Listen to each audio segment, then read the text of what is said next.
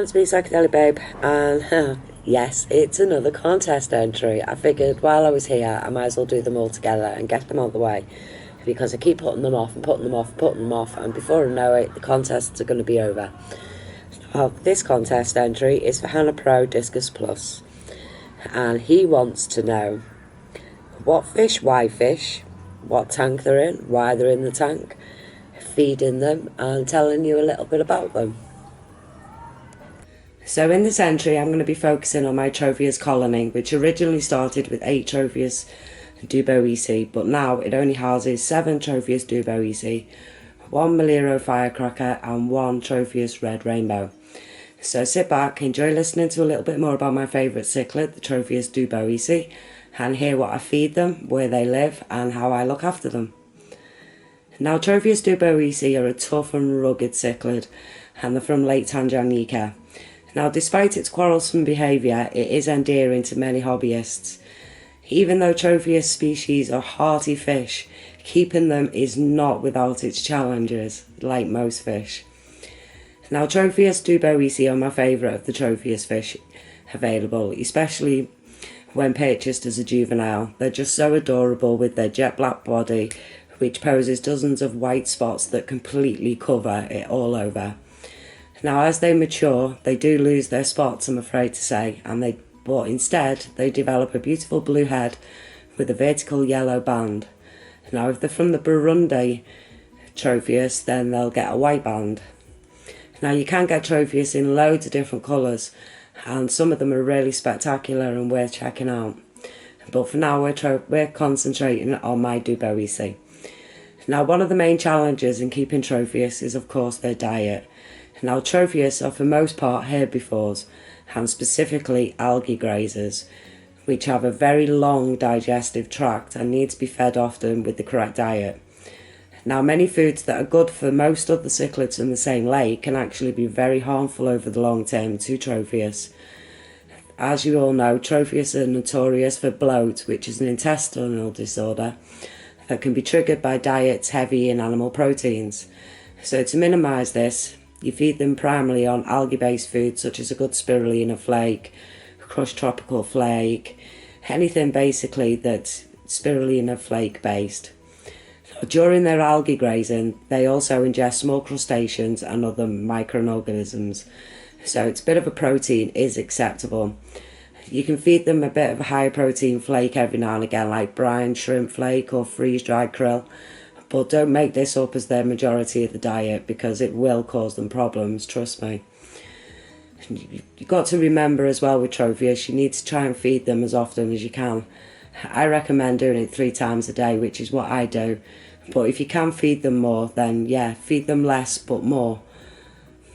I'd say about what they can consume in 3 minutes. And in my tank, that's a lot of food, because 3 minutes is quite a long time when you fish are eating. So yeah, the more that you watch their eating habits, the more you'll learn how to feed them and how much to feed them. Excuse me. It's also a good idea to provide a lot of light in the tank to encourage algae growth on the rockwork, which is what I've been trying to do in this tank. Now, these will graze this constantly, and it is really fun sitting there watching them do it as well, because they'll scrape their teeth across the glass and the rocks, and they leave like tram lines going up and down the tank, and it's so funny to watch them. So feeding the Tropheus, it is a challenge, but it's a very rewarding challenge. Now, the filtration on this tank, it's easy. It's just an external filter with a UV sterilizer built in. Now, for you guys in the US, you'll know this as a Sun filter. But my UK friends, they'll know this as a filter from All Pond Solutions. It's a great filter. It's got all the usual in the trays and some added extra biomedia, and it keeps the tank clean and very well maintained, as you can see by the video behind. Now, this tank is a 55 gallon. It's not your usual 55 gallon tank, because what it lacks in length, it definitely compensates with depth. It's a nice deep 55, and Tropheus love the depth of this water, because that's what they're accustomed to in the wild. The temperatures are at 29 degrees, and I've got the pH stable at about 8.1. I've got a power head to help with the water flow, and I've got 2 T8 bulbs fitted into the lid above. They get a regular 50% water change every week, and all I add to this tank is Epsom salt and dechlorinator. The sand's from dolomite sand, so that raises my pH, so I don't need to use any buffers or anything in this tank. So it's nice and simple, it's easy to maintain, and it's just stunning to look at. I don't know if you agree with me. So there you have it. This is my Tropheus colony in my 55-gallon tank. I hope you've enjoyed my entry, and if you want to enter this competition, head on over to Uncle Willy's channel. The link's in the description below. There's a prize for this contest, and it's a good prize. It's a gift certificate for Foster and Smith. Now, unfortunately, this contest, as always, is only open to US residents. So I will, if I am chosen to win, will be nominating my entry to somebody else who's put an entry in. So someone's got a second chance of winning the prize. The contest ends on July the 10th, so you've got plenty of time to get your entries in, and I look forward to seeing them, and so will Uncle Willy. So thanks for the great contest, Uncle Willy. Good luck to everyone who's entered and everyone who is about to enter.